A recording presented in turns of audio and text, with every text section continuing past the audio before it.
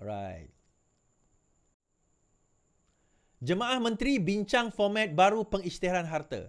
Format baru untuk pengisytiharan aset sedang dirangka selaras dengan matlamat kerajaan untuk menggalakkan ketelusan. Garis panduan baru telah diberikan kelulusan untuk memastikan pelantikan badan berkanun tidak terbabit dalam rasuah. Dalam satu kenyataan, Perdana Menteri berkata pengisytiharan aset untuk anggota pentadbiran ahli parlimen itu akan diikut kuasa semula dan format terbaru akan dibentangkan dalam mesyuarat Jemaah Menteri pada masa akan terdekat. Perlembagaan Persekutuan mentakdirkan ahli parlimen sebagai menteri, timbalan menteri serta setiausaha parlimen dan ahli politik dan politik mereka. Keputusan untuk kuasa semula pengisytiharan aset dibuat dalam jawatan kuasa kabinet mengenai tata kelola nasional hari ini. Kali terakhir pengisytiharan aset oleh ahli parlimen dan menteri didedahkan kepada umum adalah semasa pentadbiran Pakatan Harapan yang pertama. Okey, Anwar Ibrahim ketika itu mengisytiharkan aset bersih sebanyak 11.18 juta ringgit. Baik. Now, kenapa pengisytiharan aset ini penting dan apa kaitan dengan padu, tuan-tuan? Nah, bila sekarang ini, sebelum ini orang mempertikaikan pengisytiharan aset. Sekarang ini dengan diwartakan kalau sekiranya ada rang undang-undang, tidak dapat tidak menteri, timbalan menteri dan juga dia punya ialah pegawai-pegawai pentadbiran dia hendaklah mengumumkan aset. Kenapa? Paling penting untuk kita lihat bagaimana dia masuk dalam kerajaan dan hujung setelah 5 tahun, 10 tahun, 15 tahun, 20 tahun kalau dia jadi menteri, adakah terdapat perubahan status kekayaannya? Of course, keuangan akan berubah. Contohnya saya lah gaji 1,500 sekarang. Contoh. Saya tiba-tiba esok naik jadi menteri. Contoh. Of course, pendapatan saya daripada 1,500 akan naik jadi 70,000. Sebab gaji menteri dengan ahli parlimen 70,000. Contoh, saya pun tak pasti berapa. Jadi daripada segi pendapatan saya meningkat. Aset, dia berbeza. Aset saya, adakah aset saya meningkat? Kalau diikutkan pendapatan saya 1,500, aset saya tak meningkat. Contoh, kan? Aset saya tak meningkat sebab saya tak membeli sebarang aset. Wang tersebut saya gunakan untuk saya guna untuk bantu rakyat dan sebagainya, saya guna untuk perbelanjaan saya. Maka saya tak beli aset. Mungkin saya beli satu kereta. Jadi setelah 5 tahun kita teliti, daripada tahun pertama dia naik jadi menteri, tahun kelima dia telah membeli satu kereta Proton Exora, kemudian dia telah membeli sebuah rumah apartmen bernilai atau kondo bernilai 400,000 contoh. Maka sepanjang 5 tahun pertambahannya adalah 2 aset. Logik. Beza kalau tiba-tiba tahun pertama dia declare dia tak ada apa. Macam saya tadilah. Tahun kelima dia sudah ada rumah bernilai 3.5 juta ringgit, 15 kereta mewah, 10 kereta tak mewah, aset di luar negara, kemudian dia juga mempunyai kapal-kapal mewah. 5 tahun jadi menteri, tiba-tiba boleh naik macam tu dalam keadaan mendadak? Satu persoalan. Jadi di situ SPRM boleh masuk. Boleh tak dia sembunyikan pembelian aset tersebut? Contohnya, dia tak beli atas nama dia. Dia beli atas nama anak dia, isteri kedua dia, isteri ketiga dia, isteri keempat dia. Boleh ke? Jawapannya, itulah format baru yang berkemungkinan akan melihat aspek tersebut. Kan? Akan melihat. Kita tak tahu. Kan? Kita kena tunggu apakah pengisytiharan tersebut, boleh atau tidak dilakukan dan adakah dia akan extend kepada ahli keluarga juga. Itu antara perkara yang baru yang kita mungkin tengok. Baik, habis kat situ. Now, kita cerita politik. Yang ni kita cerita politik, tuan-tuan. Timbul isu bahawa SD dah nak dibawa.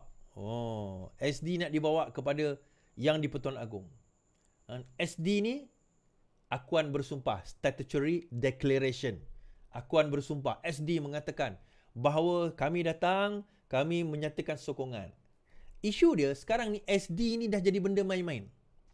Nak buat SD bukan sewenang-wenangnya kena sign, bukan. Macam Mat kata tadi, nak pergi jumpa Agong untuk sign SD. Apa ke bang? Bukan pergi jumpa Agong sign SD. SD ini cara dia adalah tuan-tuan buat dapat SD, tuan-tuan sign, kena mati stamp. Mati stamp. Kena angkat Kena akuan bersumpah. Kena ada akuan bersumpah mengatakan bahawa SD itu valid. Okey? Suruhanjaya sumpah kena mengatakan bahawa SD itu valid.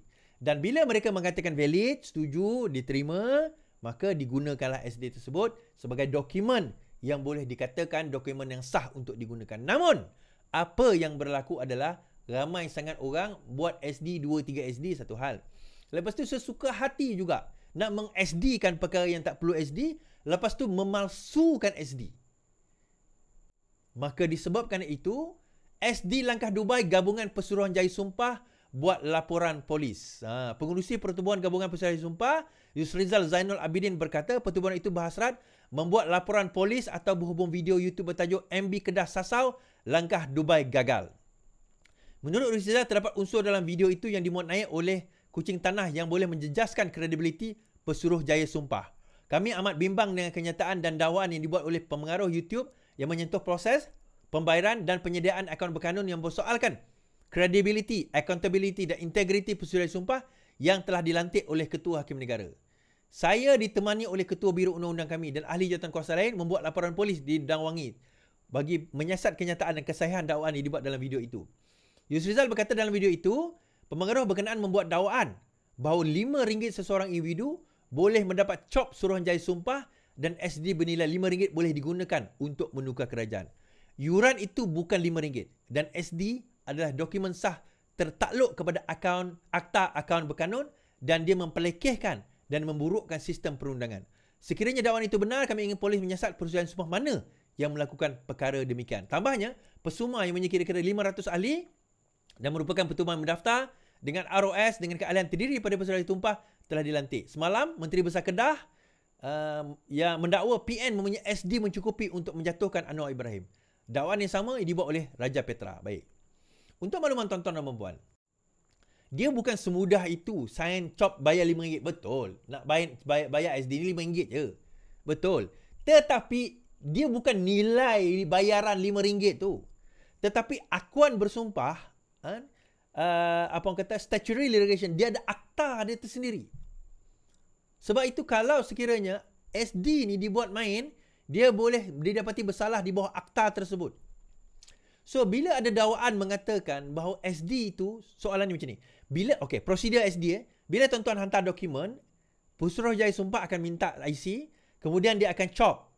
Chop itu adalah chop setiap Pesuruhjaya Sumpah, kemudian dia akan catat di dalam dokumen. So, catatan di dalam dokumen itu, kita akan tahu SD itu chop kat mana.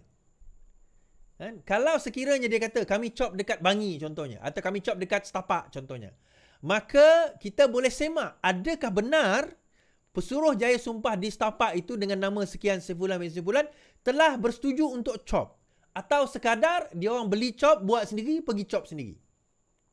Itu satu persoalan. Dan kalau sekiranya dakwaan blogger tersebut tipu, maka blogger itu boleh disaman oleh pertubuhan Suruhanjaya Sumpah ini kerana telah memperkecilkan integriti.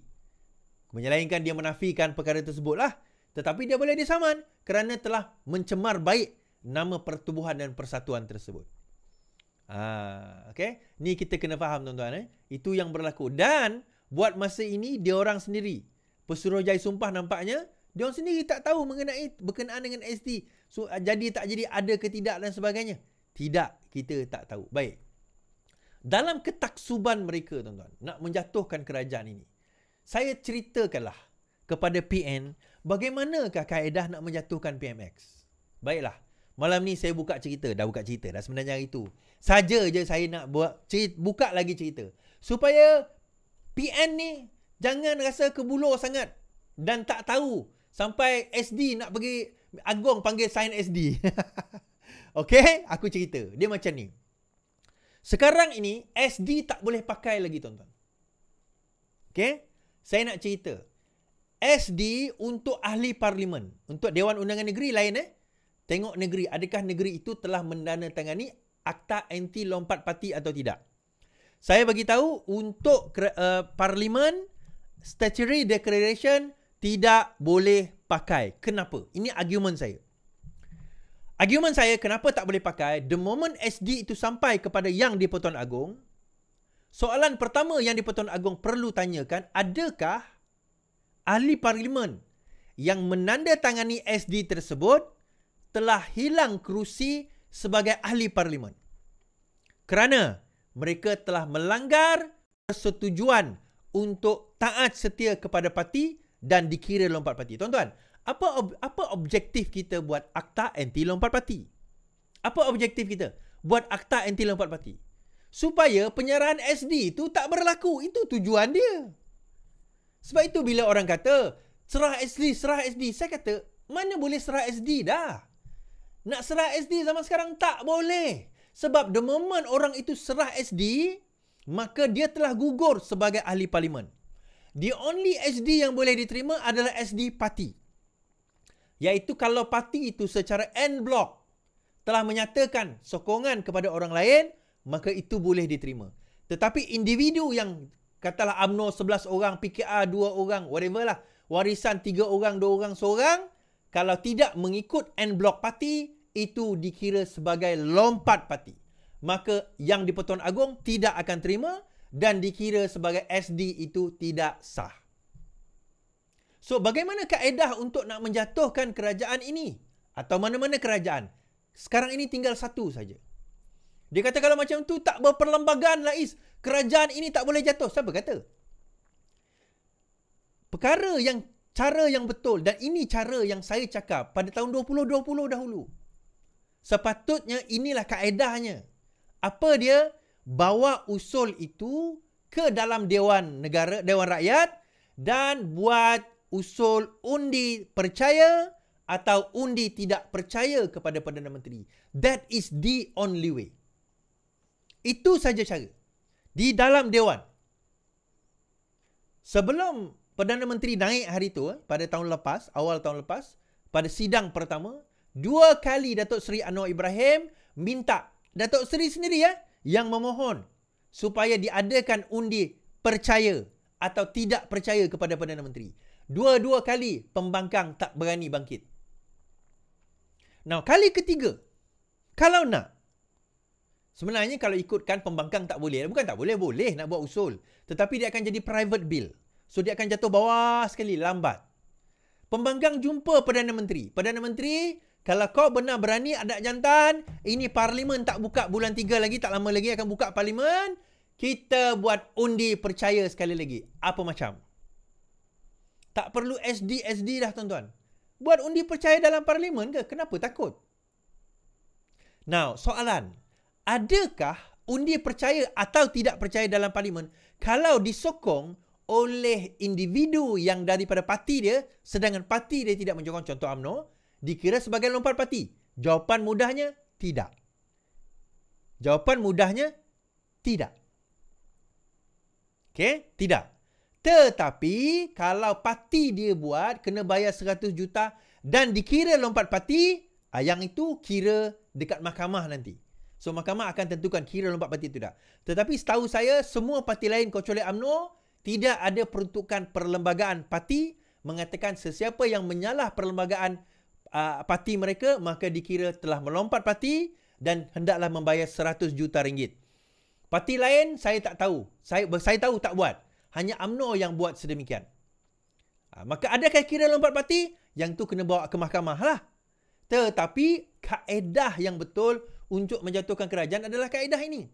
Iaitu undi percaya atau tidak percaya di dalam parlimen. Kan? Sebagaimana kata Hasan Karim, biar Dewan Rakyat putuskan jika Anwar sudah hilang majoriti.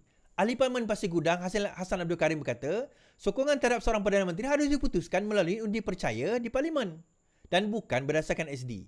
Kenyataan ini dikeluarkan susulan seorang penulis blog yang melarikan diri dalam buangan Raja Petra mendakwa pembangkang telah memperoleh 120 SD. Sama juga dengan Ashraf Wajidi mengatakan hanya undi tak percaya peluang PN jatuh ke kerajaan, kata UMNO. UMNO berpendapat ada 3 faktor menjadikan cubaan pembangkang menjatuh ke kerajaan. Menurut Setiausaha Agong Ashraf Wajidi, dakwaan itu dibuat di luar pihak kerajaan tidak lebih daripada sekadar mainan persepsi untuk mengelirukan lawan. Pertama, katanya sudah berkali-kali menitahkan bahawa dia tidak akan layan SD untuk tukar kerajaan. Kedua, pembangkang hanya tinggal 69 orang, perlu 43 lagi untuk cukupkan 112 orang minimum. Gabungan GPS dan ahli parlimen bukan Islam sudah menyatakan dengan tegas tidak akan menyokong PN kerana di dalamnya ada parti ekstrim PAS. GPS mampus diletakkan sokong apa orang kata PN, tuan-tuan. Okey. GPS ni, GPS mampus dia takkan sokong PN. Kerana apa? Dia ada PAS dalam tu.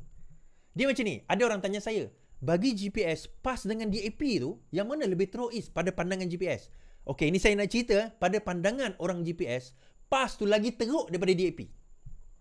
Kalau orang Melayu di Semenanjung nampak DAP tu teruk, bagi orang Sarawak, PAS tu lagi teruk daripada DAP.